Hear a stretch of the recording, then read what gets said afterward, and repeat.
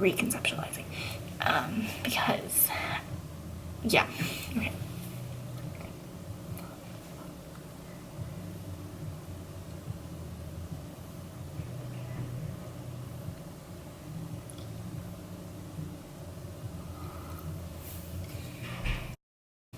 Hey, I'm Lisa. This is a series I'm doing where I'm talking a lot about things I've been reflecting on, things that have helped me grow, things that I hope help other people grow as well.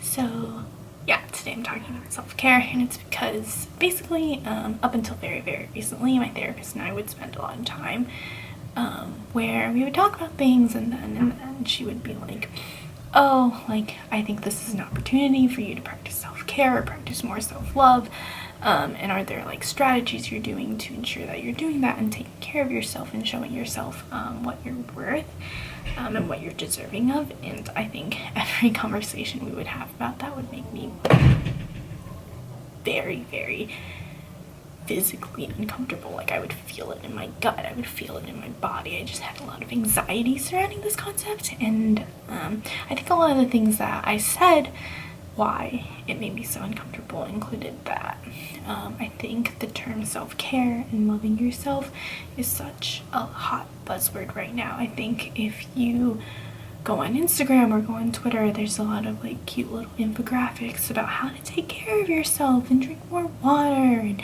go to sleep on time and do face masks and take a bath and things like that. And for me, all of that feels very indulgent, and I think I was very worried about like the concept of self-care as making me very self-absorbed and selfish in a way that would make me less aware of and less attuned to the pain and suffering and the way everyone around me is feeling.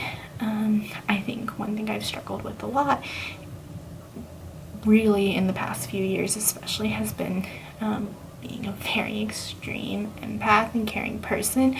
My natural tendency and my tendency all the time is to put everyone above myself, and that's the way I like living my life, and that's the way I think I've almost been like socially conditioned to live. To be fair, like, I think it'd be remiss not to mention the fact that the way I grew up and the values I was taught through religion growing up Christian, or even through just being a woman of color growing up in a primarily a predominantly white area, which I normalize the experience of microaggressions a lot. I think all those things really contributed to me taking on this stance of needing to put everyone around me above myself, even at my detriment, right? And there's a lot to unpack there, and I will definitely talk about it more in depth in a later video, but I just think that that's also really important to mention. But I think recently I've been reconceptualizing my idea of self-care, because I realized that the reason why I was so uncomfortable with it, and I was so uncomfortable with the idea of loving myself, is that I was just coming from a place of really low self-worth and really low self-esteem, and I was living my life in a way that, like, even though I was constantly saying, like, I'm working on loving myself, I'm working on taking care of myself, and I'm working on recognizing my worth, none of my actions matched that. And I would continue to put myself in situations that reinforced this pattern, this belief that I had that I was really worth nothing.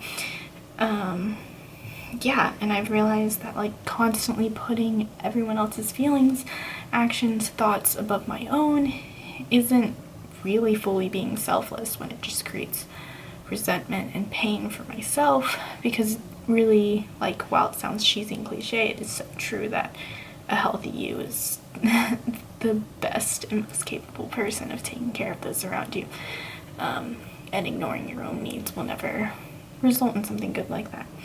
So I think that one thing I want to challenge is our, like, societal mental picture of what self-care is. So I think we have this idea that it's like putting on face masks and watching Netflix and eating ice cream and, like, staying in bed all day and, like, watching trashy TV shows and like ignoring your responsibilities for a day. I think sometimes that is where our conception of self-care both begins and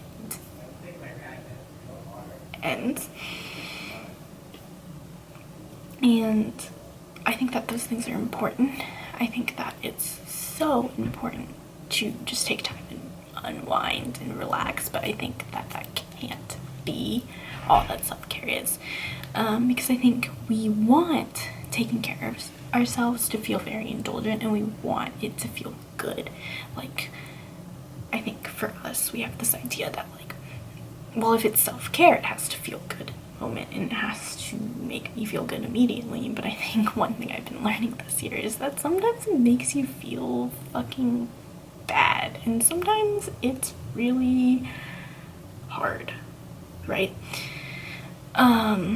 Sometimes sometimes it's really fucking hard, right?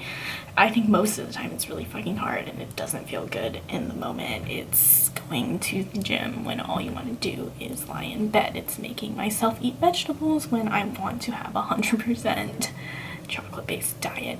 It's journaling in the morning when I feel a lot of mental resistance. It's getting up and doing the 10 things I said I was going to do today.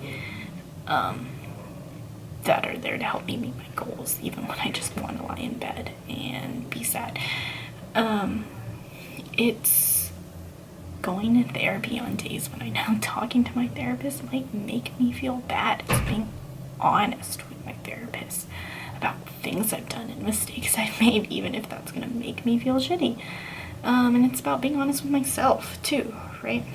It doesn't feel good all the time. Being vulnerable doesn't feel good. Making good decisions doesn't always feel good, right? I think another part of self-care for me is cutting people who I really care about out of my life when they show me that they don't care about me, or when they treat me poorly, and shutting the door behind them and acknowledging that that chapter in my life is super closed. That's really hard. And that doesn't feel good in the moment. That doesn't feel like I'm indulging myself. That feels pretty difficult. But I acknowledge that that's what's good for me, and that's what's going to push me closer to my goals and push me closer to the person that I'm working on being and I'm working on becoming. I think a lot of it is the decision to do things that show you and prove to yourself that you deserve good things, and you deserve having people in your life who are your cheerleaders and your champions, not your nitpickers and your naysayers and your criticizers. And that's just part of self-care. I think the biggest part of it is looking at the way you're living your life and deciding to change because you deserve it. Yeah. I think another thing I've been thinking about a lot this year is intuition and our gut feeling, and how a lot of times we work against our intuition and we work against our gut feeling, and we work against what we know in our heart is good for us, and we work against what we know would be best for us, and what we really want, a lot of times out of fear, a lot of times out of insecurity, right? And I think a lot of self-care for me has been just like trusting those things that my intuition says, no, Lisa, this is good for you. When it tells you what you're doing is wrong, and hurts other people, listen to that and learn from that. And when it tells you that what you're doing is good and right, listen to that as well, right? And when it tells you that you're really gonna be okay because you're growing and learning and living, then listen to that. And I think while it's really cliche, my mantra for like the past couple months of my life has been the only way out is through. In that we have to listen to our feelings and acknowledge them, and know that sometimes life is shitty and sometimes life is great, and we're going to sit through all those things, and we're going to continue to listen to ourselves, and we're going to feel all the feelings, process all the processings, and trust that it will get better, and trust that there is good and love and light in the world, and that because of that we can be hopeful and optimistic. And because of that, we deserve to take care of ourselves. Yep. So that's a reminder. Please be kind to each other today. Sometimes it's all we have. See you.